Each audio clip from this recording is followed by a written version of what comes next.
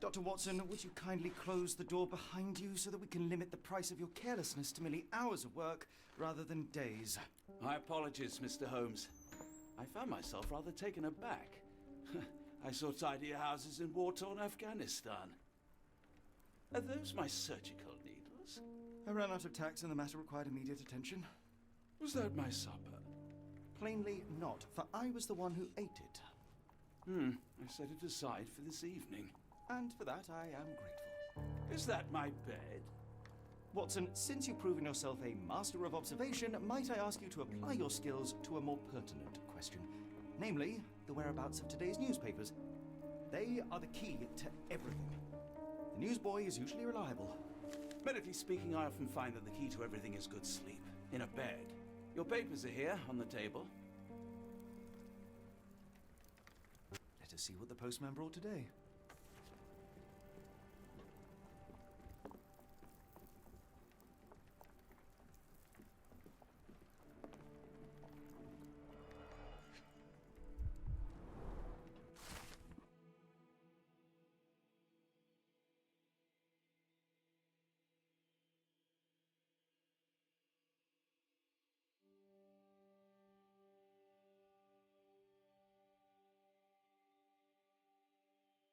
Local gossip, all of it uninteresting. Your order from Barnes' bookshop has arrived, Doctor. Barnes insists on delivering the books to our door, even though we could easily walk to his shop. That's good Another service. letter from Werner. I never reply, but they keep coming.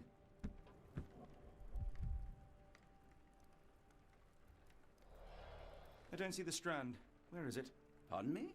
I am on the precipice of uncovering a pattern of crime across London spanning many months and involving many men. The missing paper cannot be a coincidence.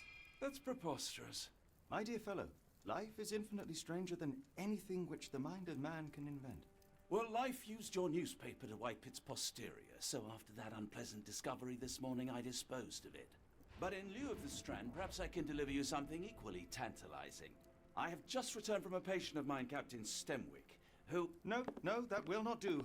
Grab your coat, Dr. Watson. Let us hope nobody has collected the dustbin.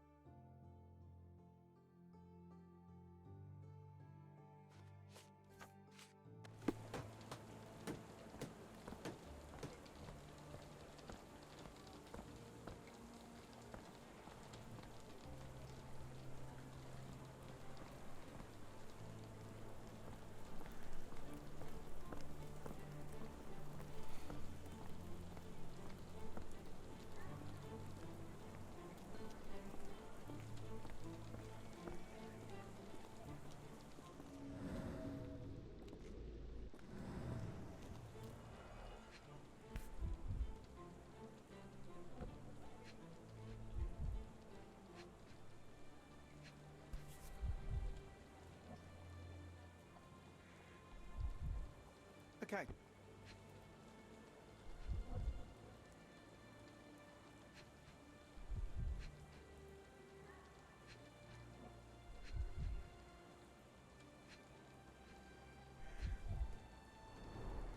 You were mistaken, Dr. Watson. The paper was indeed dirtied, but not how you implied. It's potting soil. See, Watson? The conspiracy is real. Someone tried to poison me. Poison? You? That's madness. Get the Strand. Get your copy of the Strand here.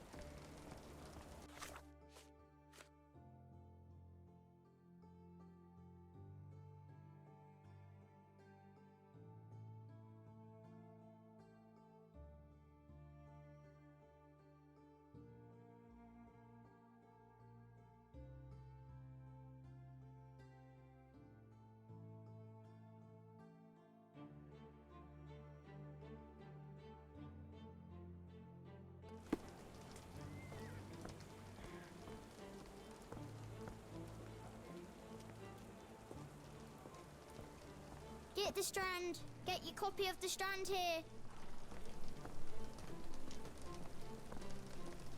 Sorry, Mr. Holmes. I just sold my last paper. Blast. Then why are you still here? Boss pays by the hour. No sense in returning early. You're a bright child. I presume you see everything that goes on around here? Nothing gets past me, mister. Then tell me, did you notice anyone suspicious at my door this morning? Like the man with your newspaper? Precisely. What do you know? I know the value of a shilling. Dr. Watson? Cool, now I can take the day off.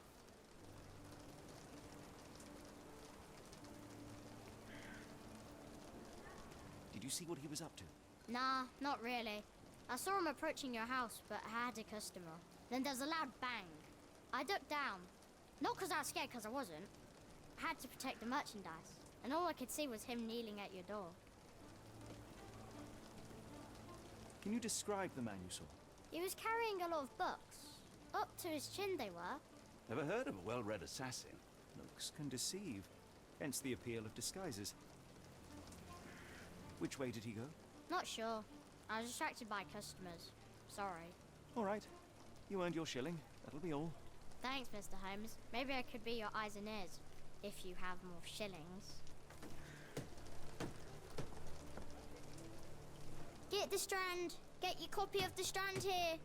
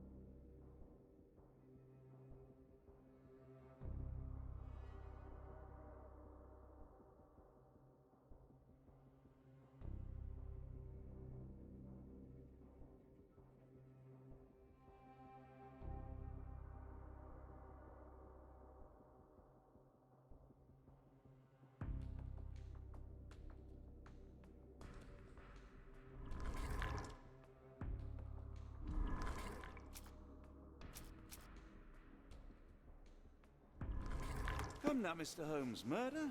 Yes, Barnes has his quirks, but he also has his scruples. Not every pawn knows it's part of a game.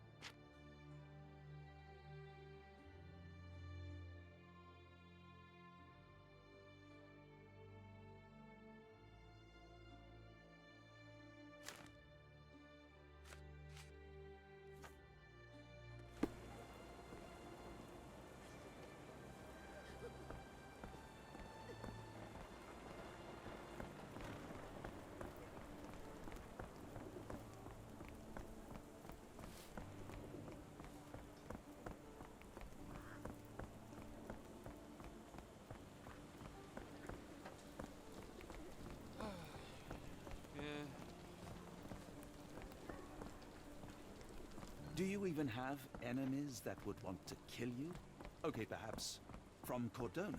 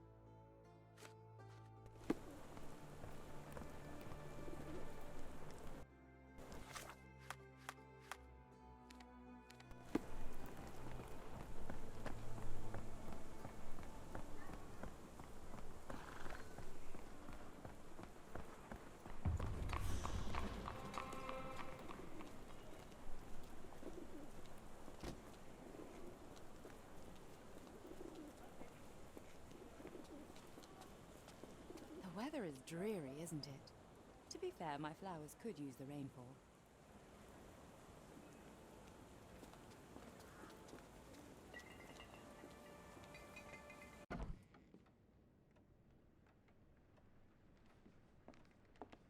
How about that Vogel fellow? He seems rather obsessed with you. Would he do something like this?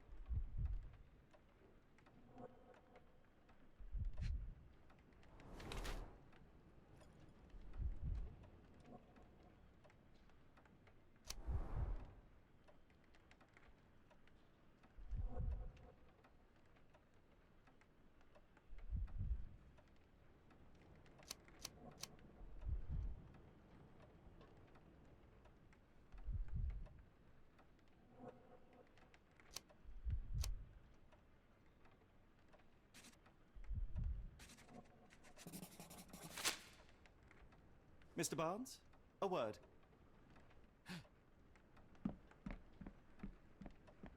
Oh, for goodness sake.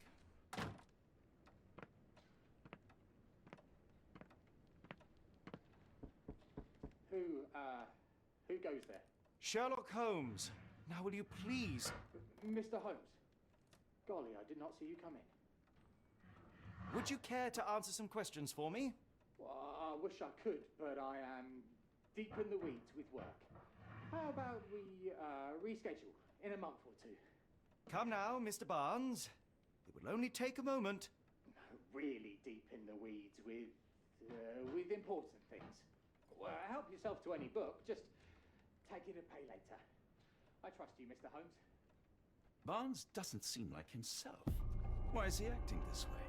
You're asking the right questions, Doctor. Let's find a way to coax him out.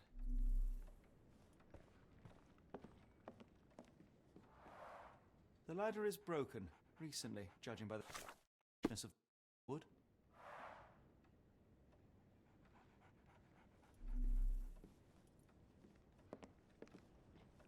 So, Barnes has a dog now. Who's a good boy? Apologies, but I can't hear you. Please come back later.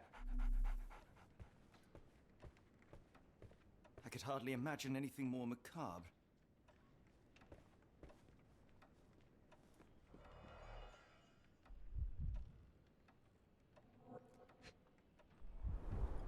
Basics of cryptoanalysis, cryptography in Egypt.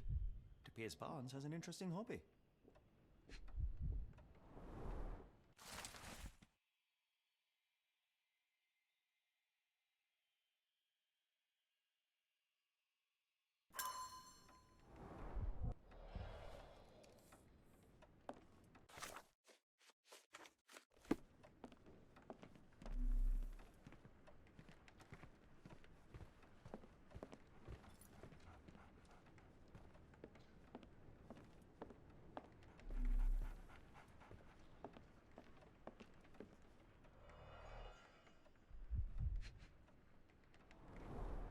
In the language of Mycroft's secret agents, it's a sign.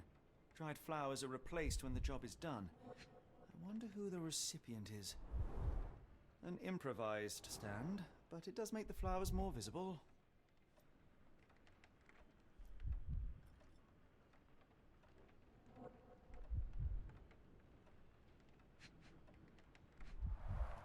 The finest view London has to offer.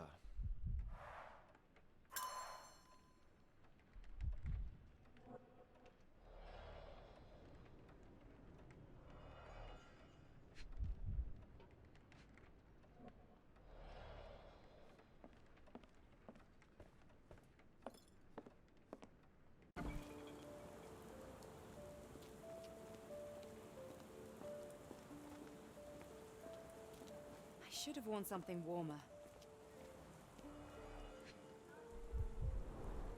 Encouraging people to stop and smell the roses? Our national emblem. God save the Queen. It must take patience and care to produce a bloom so beautiful. I imagine so. I merely sell them.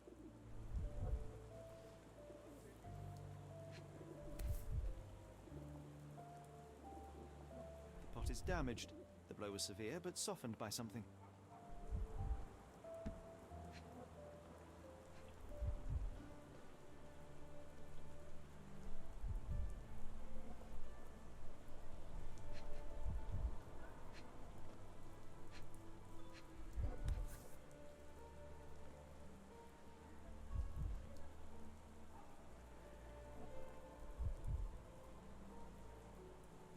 Familiar spine. Is this what I found in my dustbin?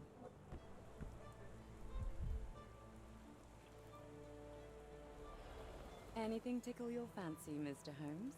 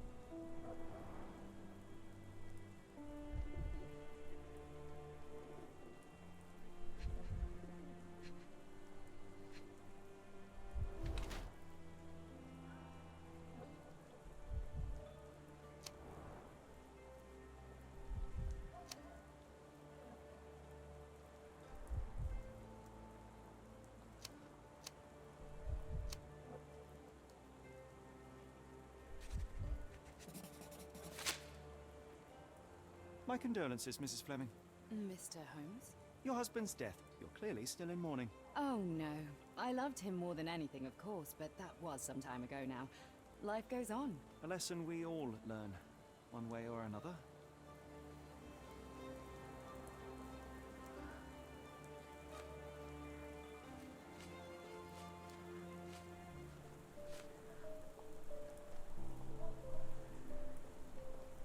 I'm afraid I can't help with that, Mr. Holmes.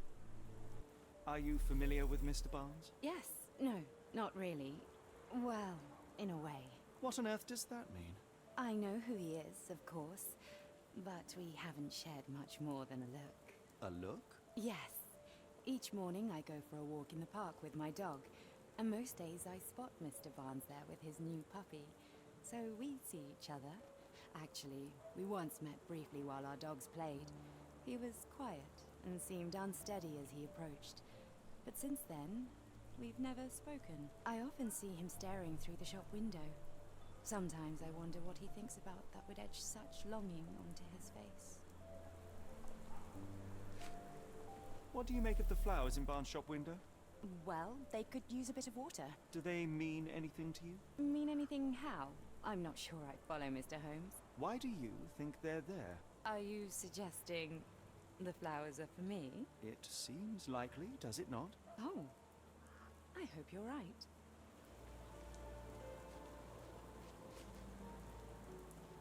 I don't know anything about this, sorry. Are you sure you're asking the right person? I'm just a flower seller. One of these things is not like the other. Come again? The cactus. Those fearsome spines can prove a devil to remove, and the sap is often toxic.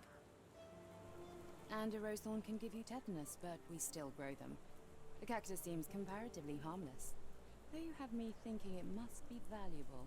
I was under the impression that you knew its price already. Your guess is as good as mine. The first time I saw this cactus was when I came back from my break.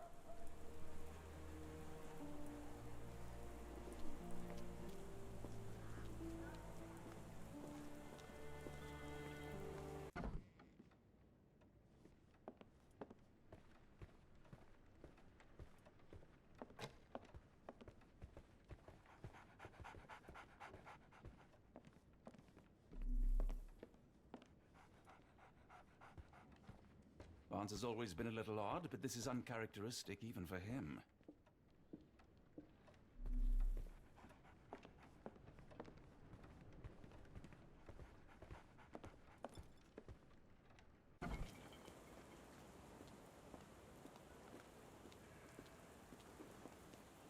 Hello there.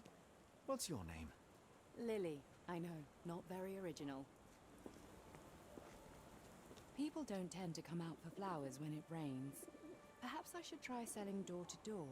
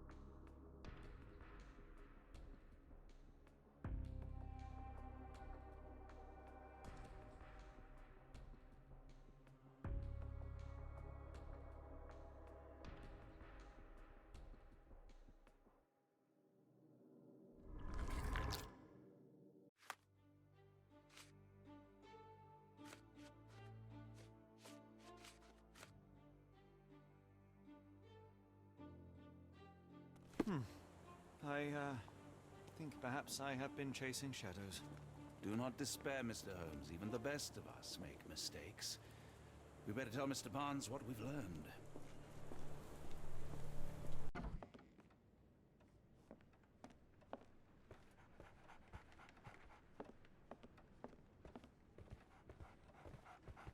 Mr. Barnes, I know what you did, and I know why you did it. I'm sorry, Mr. Holmes. I can't hear you very well from behind the door. You ordered a cactus from the plant catalogue and then left it for Mrs. Fleming as a gift. You place flowers in the window to get her attention and wear high heels to appear taller and more desirable. You are her secret admirer. I couldn't read this morning's edition of The Strand because it was covered in soil and spines. I know you dropped a cactus on it and then fled. Barnes, it's Dr. Watson. Rest assured we are not interested in disclosing your personal affairs to anyone, including Mrs. Fleming. Please come out. All right, then.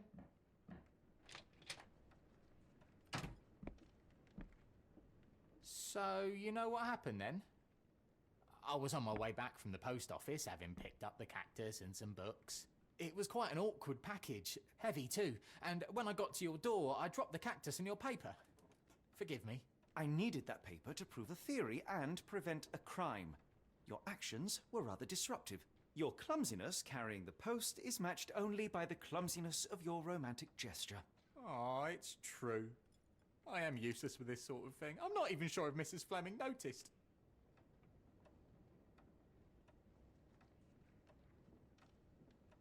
As in most things in life, truth is the answer. Cease with the abstruse signals and anonymous gifts, and simply talk to the woman. What is the worst that can happen? She rejects you, and you are freed from this endless purgatory. That... Yes, you are correct, of course. I do have a slight tendency to overthink things. Thank you. So, at last, we return to the matter of the paper. I'm investigating a string of burglaries. Did you perhaps read of any before the edition was spoiled? I don't recall, but you're welcome to read our copy for yourself. You had an issue of The Strand here all along? Well, naturally. I am a bookseller. I have a subscription to every magazine and newspaper in London. So you ought to be familiar with the concept of burying the lead. Oh no, my apologies, Mr. Holmes. I'll make it up to you however I can. I am an expert on obscure languages and translation and Yes, okay. Just give me the paper. Come, Dr. Watson. Let us put this matter behind us. Farewell, Mr. Barnes. I hope to hear good news about you and Mrs. Fleming. Well, that was an utter waste of time. An assassination did seem rather unlikely. There was supposed to be another burglary. I was certain of it. Something you wish to say, Doctor? No. Well, only that you have a remarkable faculty for deduction and pattern recognition. And that perhaps, if ill-applied... I see things that are not there. Yes. It is London. There will always be burglaries. Doesn't have to mean anything. So it seems. Forgive me. Without something to occupy my mind, I turn into an entirely different animal. Which brings us back to my news from earlier. I think I have a case for you, a real one. Truly? Indeed. Though perhaps not as thrilling as your stories from Cordona. A patient of mine, Captain Stenwick, told me that his servant disappeared. I said I knew just the man to help. What do you say? Oh, Watson. Yes, I know it's not the most tantalizing mystery, nor the story to launch my writing career. But... it's brilliant. Let's go. Oh, good. Well, his house is nearby. Come.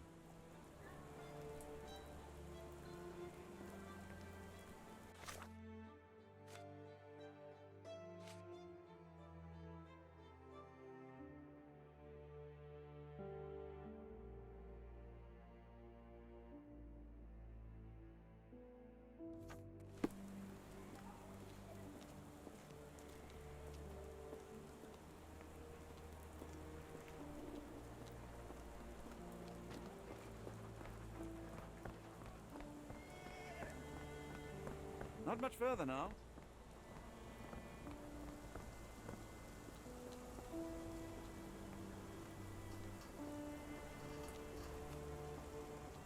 Is this lousy attitude of yours because of my altercation with Inspector Lockhart? Did he put you up to this? Sir, the inspector has nothing to do with it. I'm telling you the same thing I tell anyone seeking a missing person. Good day, gentlemen. Forgive the intrusion. Captain Stenwick, this is my colleague Sherlock Holmes, the consulting detective I told you about. At last, a professional. This useless officer refuses to do anything about Kimmy here, my missing servant. What was your name again? I shall be certain to inform your superiors. Sergeant Ruffles. And it's my superiors who made this decision, sir.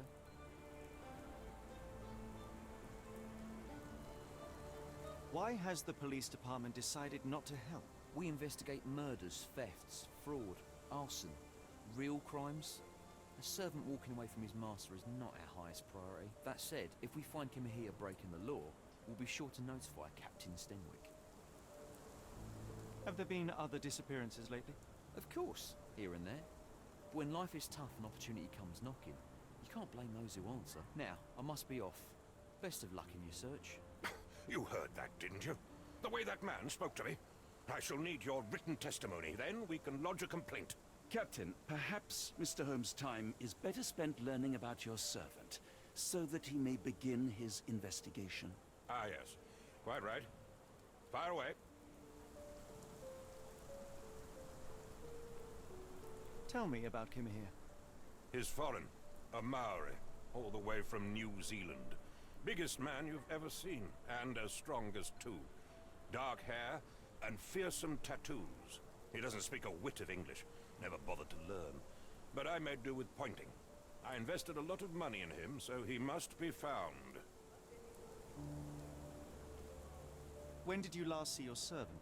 Kimmy here normally brings me the morning papers, but yesterday I had to get them myself. He must have escaped the night before yesterday. May I see your servant's bedroom? His shack is in the garden. You can't miss it. Did you search the room? Of course, but only to check he wasn't lying dead inside.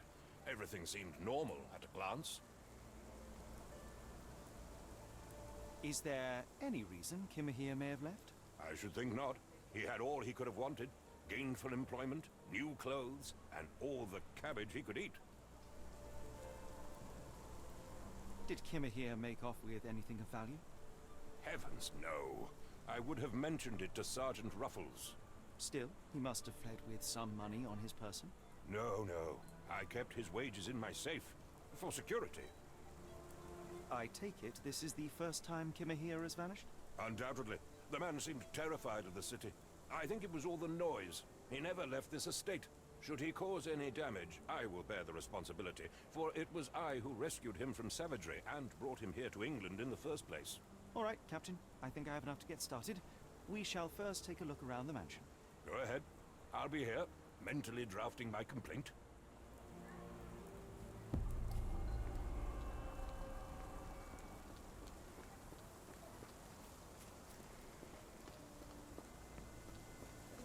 Stenwick makes his servant live in a tool shed. You think you know someone.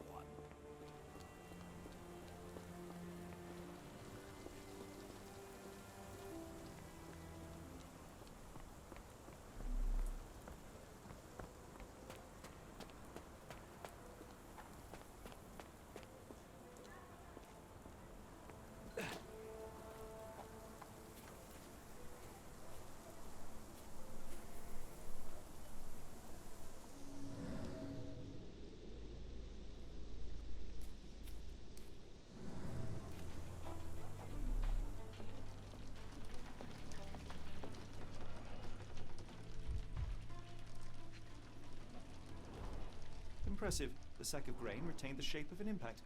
Someone hit their head here.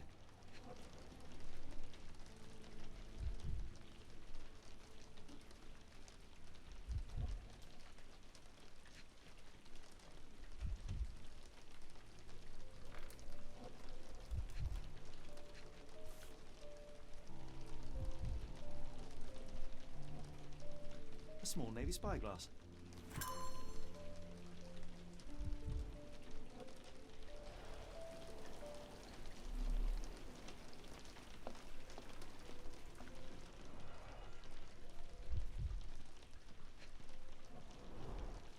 chops, the remains of a meal.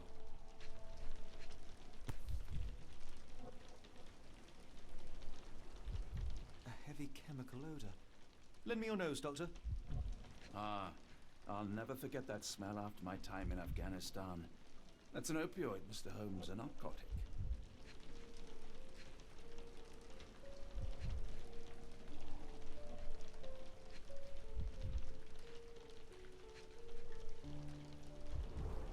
The ashes are long since cold.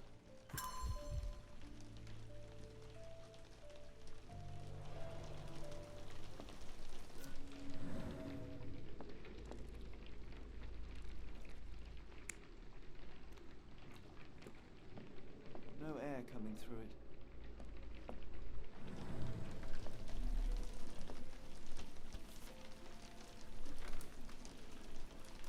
A Maori nose flute. Ngurus, they're called. Clothes made of hessian. Is Sten really so miserly?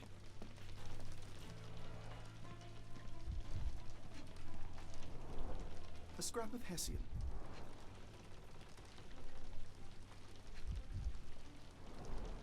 These were sturdy boxes. It would have required a serious blow to break them.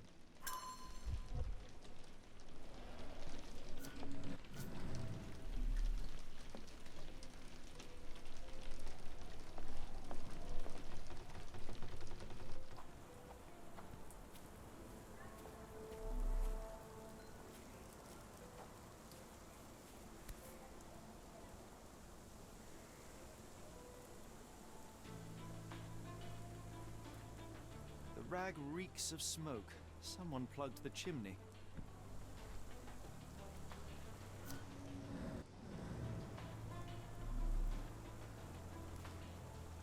Do you think Kimmy here had an accomplice in his escape?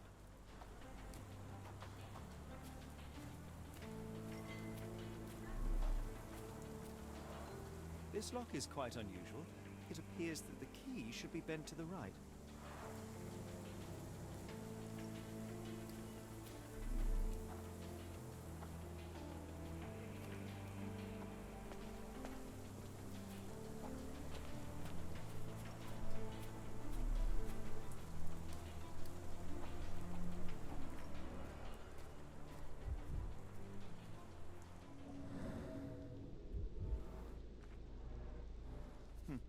Looks like a knee print. Chewing tobacco.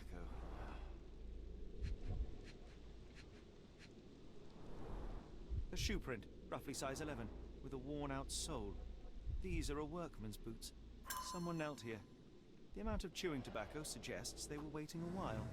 Amazing, Mr. Holmes. To read the ground like an open book.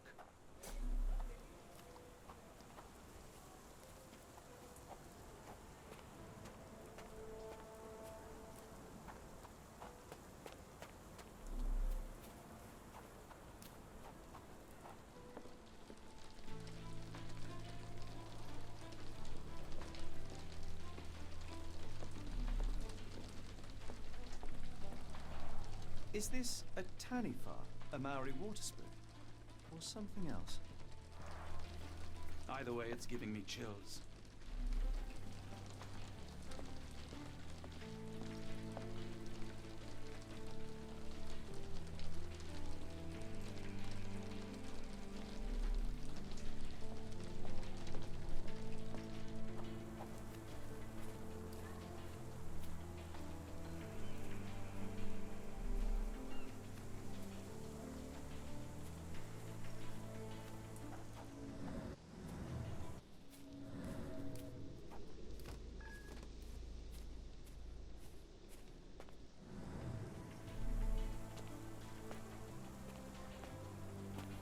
Yes, Denwick is no angel, but he's one of my few clients. Please, try to remain courteous.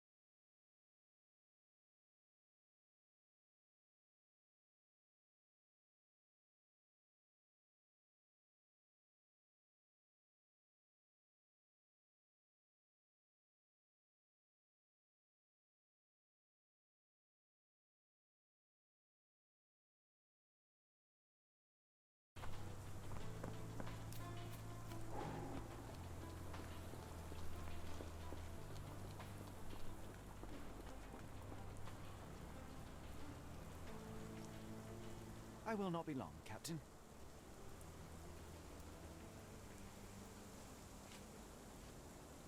The door to your garden has an interesting lock. Yes, I have uncommon locks on every door of my mansion. It makes them harder to pick. Kimmy here and I both had a set of keys. I'll need to borrow them. No, you'll need to do what I tell you to do. Examine the garden.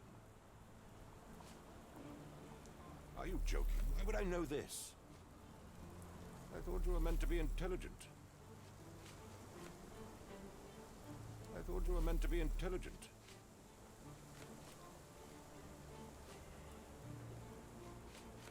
Do you happen to know Kimahir's shoe size? I wouldn't have the foggiest. But I'm sure it was enormous. Not that it matters. He spent his life barefoot. Despite my best efforts, he simply did not take to shoes. Are you joking? Why would I know this?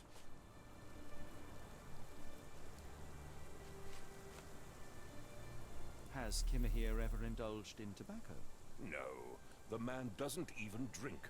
Are you certain? I found chewing tobacco in the garden. I controlled Kimahir's expenses since he struggled with the currency. I would have known if he used tobacco.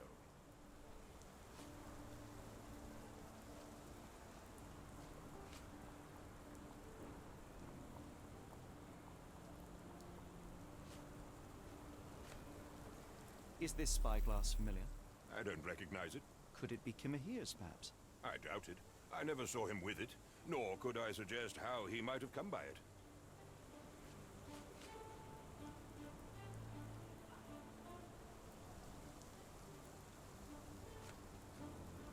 I came across a pile of Hessian clothes in the shack. Are they Kimahir's? Yes. I had to give him something to clothe himself. He seemed unfazed by his bare skin, but I found it distracting.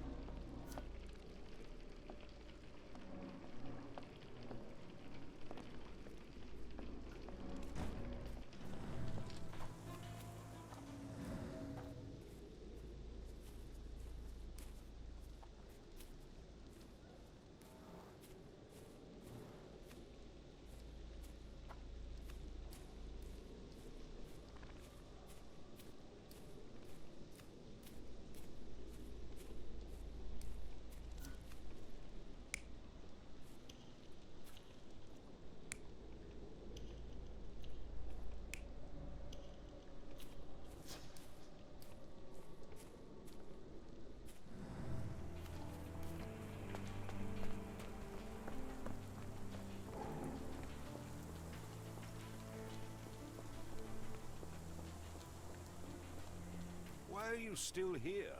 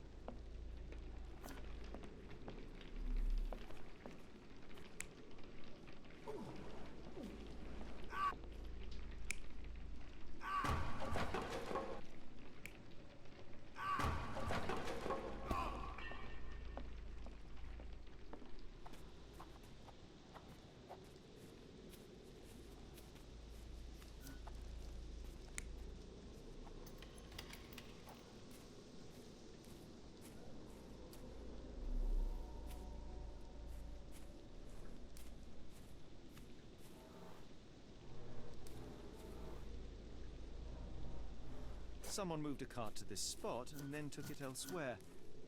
Can't see it anywhere in the garden.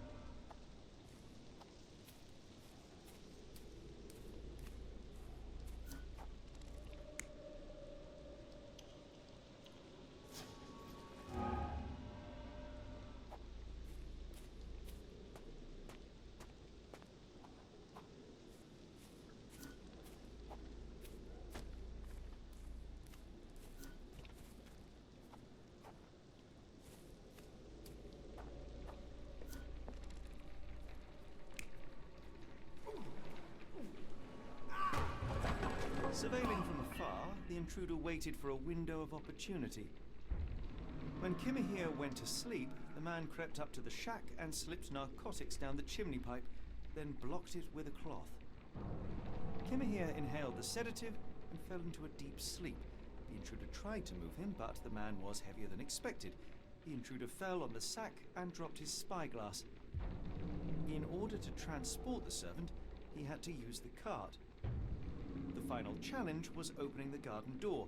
Luckily for our intruder, Kimahir had the key in his shack.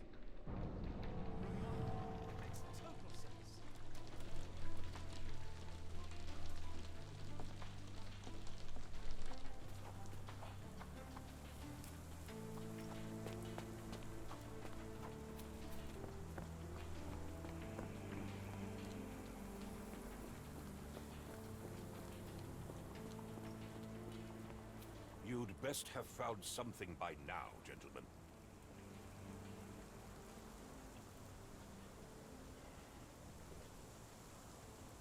I fear that someone may have spied upon Kimahir. Likely the owner of the spyglass I found earlier. It appears they were watching for some time, as there was an impressive amount of chewing tobacco on the ground.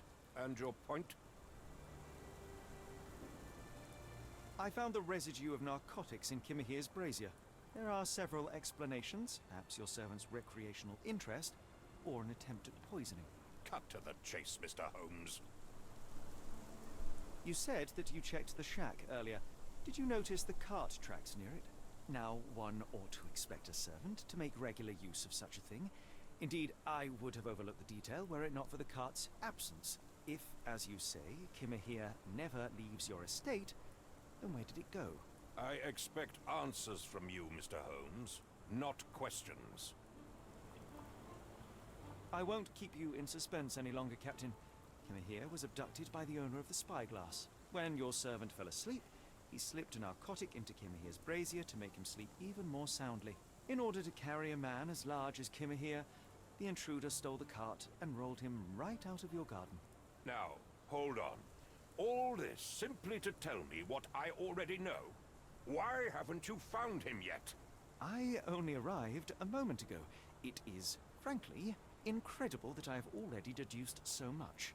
Every second you dawdle here, waiting for me to stroke your ego, is another second wasted. I'm not interested in the how, the why, or the who. I am only interested in recovering my investment.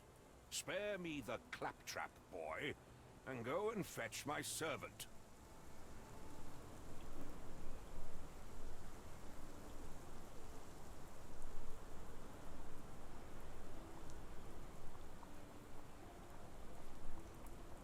The point is, Captain, we're telling you this for a reason.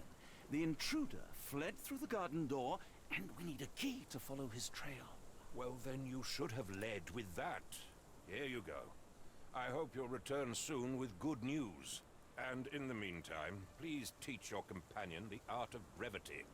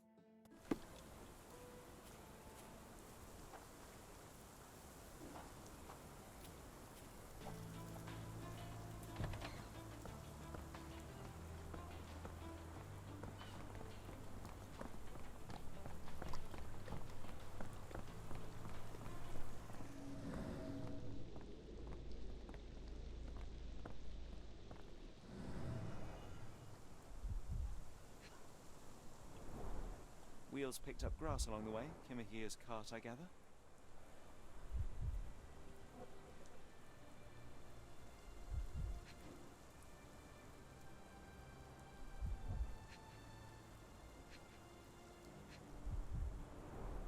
Sturdy rope, professionally tied in a Portuguese bowline. This knot is often used by sailors to create a bosun's chair.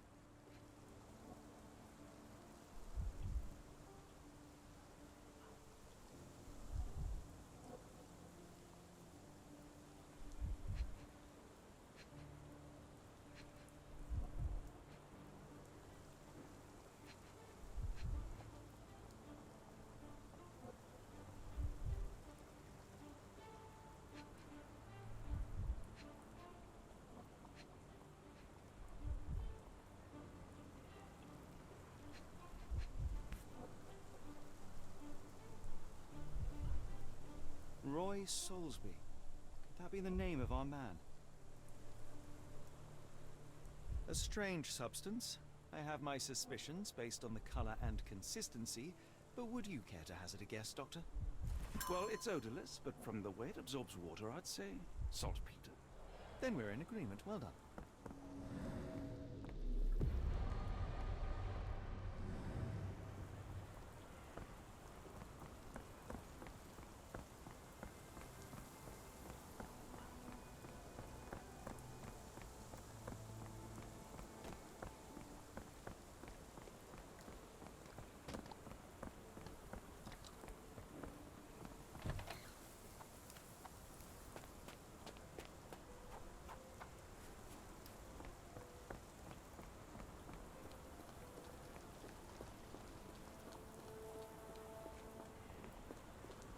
If you find my man, I have a marvelous whiskey with your name on it.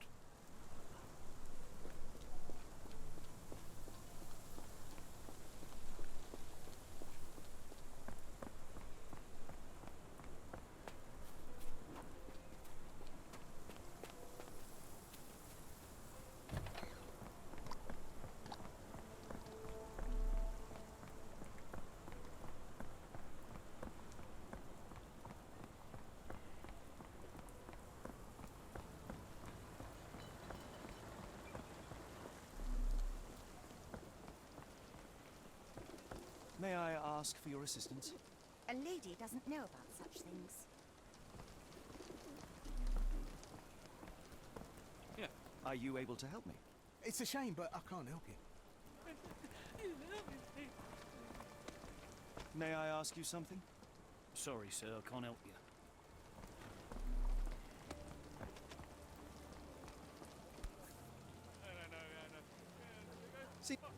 Seems to be for me.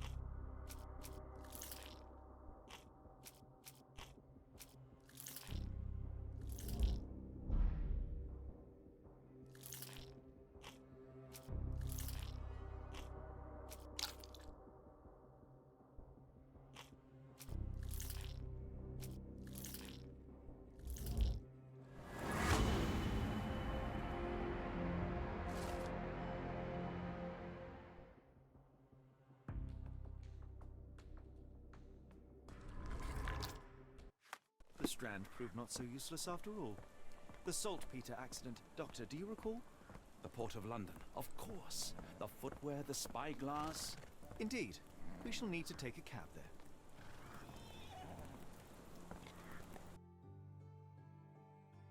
Where to go? The Port of London, please. I will show you where to stop.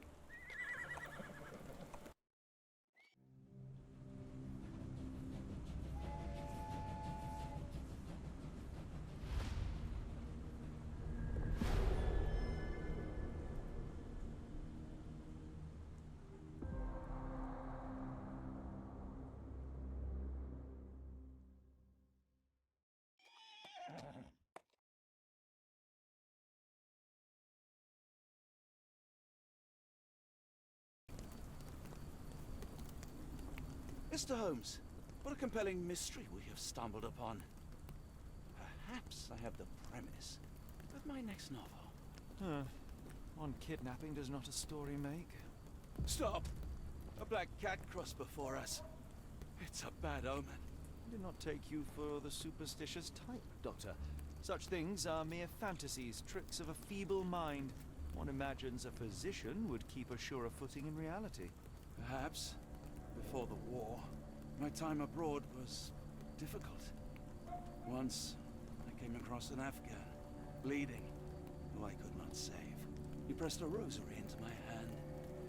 A gift, he said, so as to gain God's favor. After that... Dr. Watson? Yes, well, I shan't get into details, but sometime later I found myself lost in the desert. Dehydration set in, and things grew ever more dire. The man's words came to me. I said a prayer and placed the rosary on a rock. A gift to gain God's favor.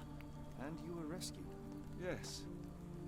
A detachment of British soldiers found me. To whom I'm grateful. Without their diligence, you would not be standing here and I would not have this case. I'm sure you have another explanation prepared, Mr. Holmes, but I think I shall cling to the occasional superstition all the same. To each his own, Dr. Watson. So long as it does not interfere with my methods, do it. We must press on, cat or no cat. The question remains, why abduct Kimahir?